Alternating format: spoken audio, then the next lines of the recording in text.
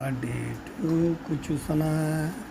Happy birthday to Kuchu Sana. Happy birthday to Kuchu Sana. আর না অল্পটা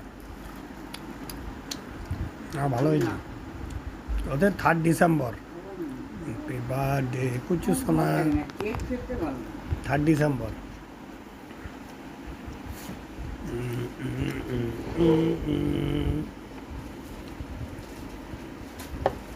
খেতে কেমন? মোটামুটি ভালো।